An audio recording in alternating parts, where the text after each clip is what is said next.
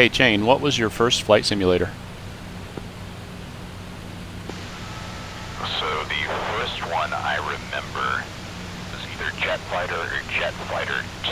I'm not sure on the exact version. Do you remember circa the dates on that?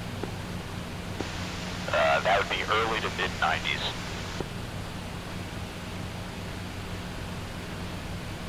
Yeah, I'm looking at a lot of the flight simulators that people mention, like Tyro and Prickly. A lot of the ones that I hadn't heard about were ones that came out while I was overseas in the Air Force. So I don't know half of these ones that people are bringing up are from eras when I was away and didn't really have access to anything. Well, I can understand that. You needed a big old PC and a big old floppy disk drive back in the day. Mine was Flight Simulator 2 before it became Microsoft. It was Sublogic, I believe, on Commodore 64. And there's a video on that available on our playlist, which I'll add this video to, is what was our first flight simulators. So did you ever do any of the Microsoft Flight Simulator series? Like, did you ever own them or have a friend that owned them? I never did any of that. I was more interested in the military stuff. Yeah, the combat simulators. Remember the Microsoft Combat Flight Simulators? They had like I think they had 2 or 3. They had a European version and a Pacific version. I do vaguely remember those. I never got to try those, and you know, they'd probably be arcade games compared to what we have today. Aces of the Pacific and Aces over Europe. Yeah, that's true. Yeah, I never got to try those. I tell you what, World War II in any video game has always been, you know, something I've been attracted to. Cabby and I used to fly Jane's World War II fighters together, you know, 20 years ago when it was out in the early 2000s. So we passed the Burj Khalifa and we're heading down here past the port of Dubai and by the islands. It's been about 40 minutes. Let's go ahead and switch over tank to the right tank. Roger.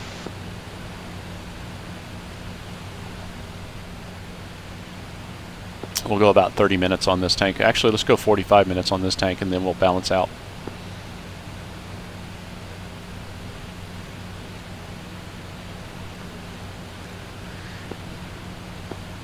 Yeah, so I'm looking forward to meeting up with some of the fans on the channel over at the 4YA server on Friday. And I'm hoping that anybody that gets the notice about Spokane on Wednesday from 12 to 2 in the afternoon, I'm going to be at the Historic Flight Foundation Museum in Spokane Valley. It's actually, I think it's at a GA airport there. It's a Spokane address, but it's when you start getting out to the valley. And ironically, when I was at the Air Force Survival School and staff there, I used to teach Civil Air Patrol cadets survival stuff at that. You know, this was like 30 years ago, but 35 years ago. This was Civil Air Patrol cadets at the airport that we're going to be at. That's cool. Yeah, I didn't see that video. Yeah, it just released this morning. I kind of put the trip together on Friday. Told my wife, I said, hey, you're going to be in town. Everything's good. I don't have anything big. I'm going to go to Spokane for 3 or 4 days to go visit this museum and, you know, see friends. I'm going to stop at the SEER school, see any of my old buddies that are still alive. A lot of them got civilian jobs when they retired from the Air Force. Nice. So what did you fly just before finding DCS World, and how did you find DCS World? DCS World, well, I had a drought of like hardcore flight simulators for while I was in college, and I guess high school really. In college we played like Battlefield and stuff like that. Obviously that's very simple and arcadey. Yeah, but can we mention where you went to college on the video? Where I graduated was I got the Black Shark back when it was just the Black Shark and nothing else, and played around with that for a little bit. That would have been about 2010? Like the Flaming Cliff stuff, when those would come out, like when they put out the Su-27. Sorry, I stepped on you there. You're good. I was just saying I got the Black Shark when it was just the Black Shark, and it was kind of off and on after that. If they put out something that I was interested in, like the Su-27, then I picked that up. And I only really got into it a few years ago. Can we safely say where you went to college at? I am an academy guy, so a small technical school in Colorado Springs. More of an institution, right? Something like that. Yeah.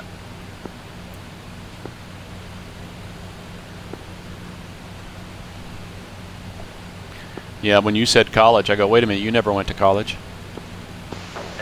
It's certainly not a real college, I'll tell you that.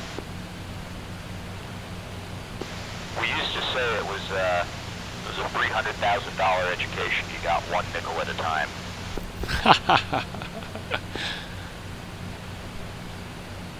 Yeah, I think the academy gets its payback from sweat. Yep. Always like when, you know, I'm watching a movie, or, you know, I see, you know, videos like on Fighter Pilot Podcasts and other documentary type stuff where they, you know, you see a naval aviator and they say, I went to the academy. You know that they went to the U.S. Naval Academy. And you see an Air Force guy and he goes, where'd you go? And he goes, I went to the academy. And you know that it was the Air Force Academy.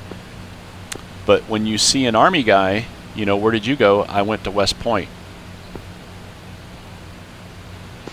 Yeah, that is an interesting difference. You know, it's the oldest of the service academies. It was the first, of course. Yep. My roommate at the academy actually did an exchange to West Point for a semester because he's from New York originally.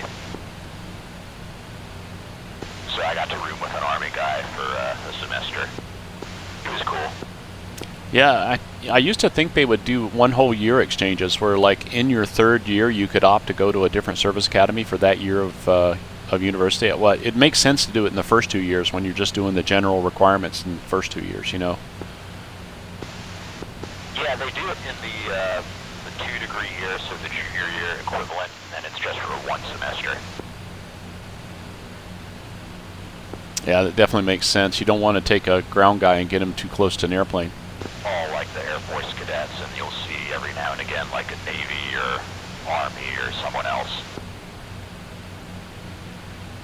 Yeah, they got the exchange cadets from overseas as well, and they can be there for longer.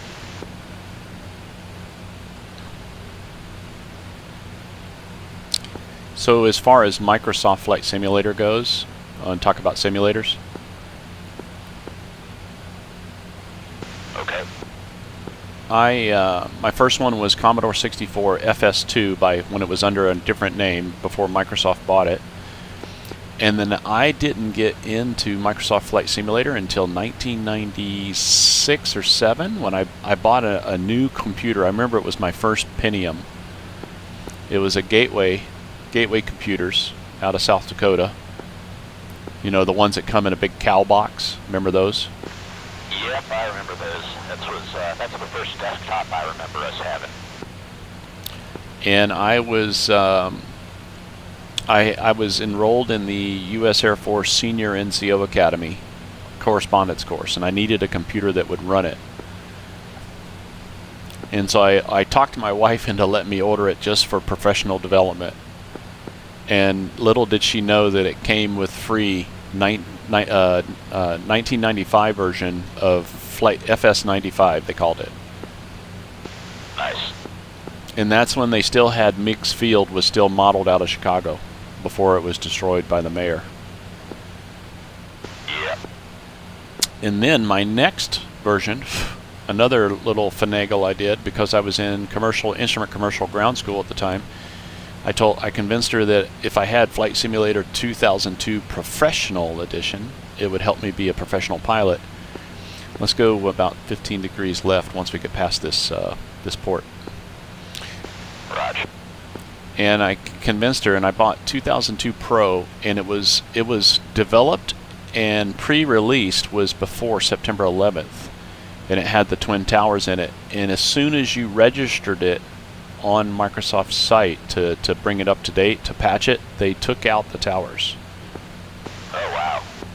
It was, you know, you saw update, quick update, and then when you went back in, you noticed that there was no more Twin Towers in New York. So, and to me, it wasn't a political thing or anything. I think it was more out of respect, you know. Right.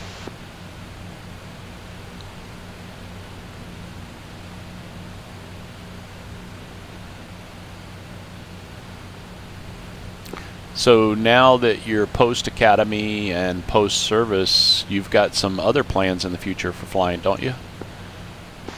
Yeah, a few. We'll see if we can't make the jump here in the short term. Yeah, I'm sure with the current situation and your skills, you'll land a cush position somewhere soon. You'll be Gucci in it.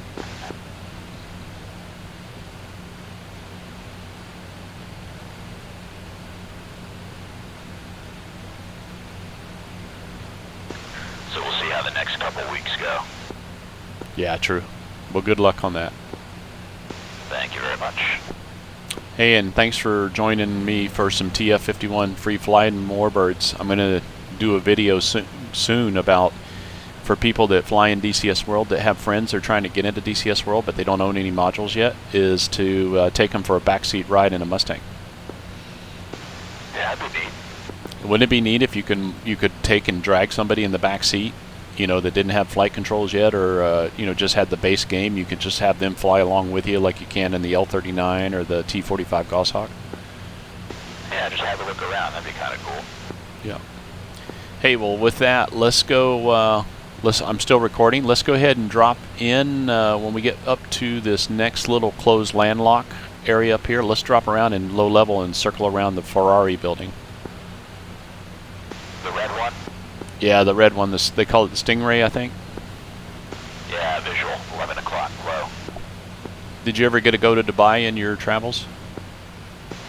No, we only deployed to Qatar. The Gucci jet went to Dhafra.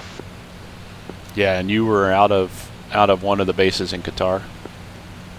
Yeah, Al-Udeid. Which you can see if we were to fly over that. You can see like the satellite photo, but there's nothing there, of course. Yeah, one of my DCS friends was deployed to Al Minab. If I said that correctly, Minab or Minab. Something like that. I never went there. Nice little east-west runway out in the desert on this map.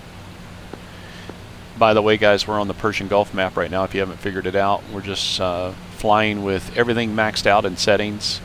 Computer specs are listed in the description below, but this is what it looks like when you have a 3080 Ti and everything cranked up. And trust me, I had to wait until I was old enough and mature enough to make enough money to buy all this. So it's not something that everybody should run out and get in high school, but it's definitely a goal to set, is to always try to upgrade your system and get a better capability for a better experience. So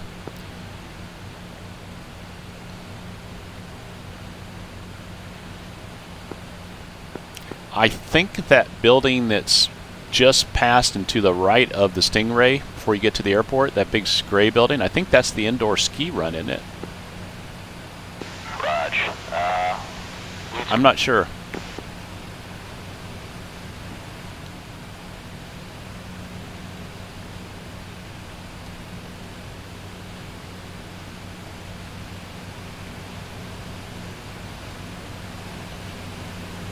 We'll pass left of the Stingray and then bring it around to the right and fly over that green one. 2 copies.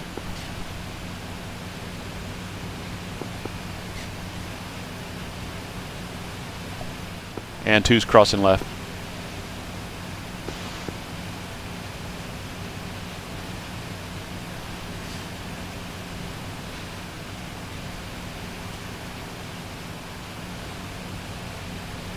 That might be a museum or something. I don't know. We'll have to look on Google Maps, see what it is. Yeah. Little racetrack down here too.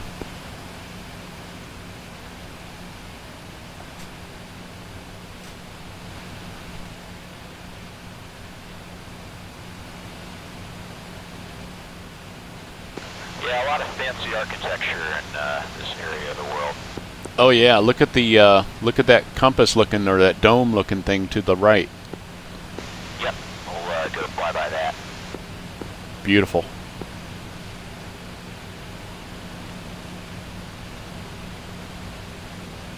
Did you get the bash report for bird activity today? Over this main peninsula, from what I remember.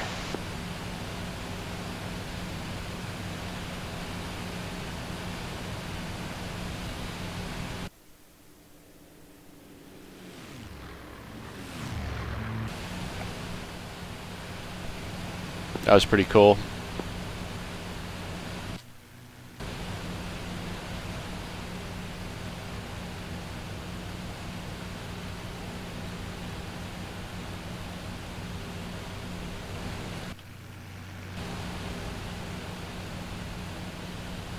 Had to use my F5 cheat find you there against this ground clutter. I'm going to get lower.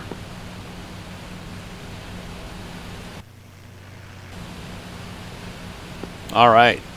Well, Chain, thanks for joining me for today's video.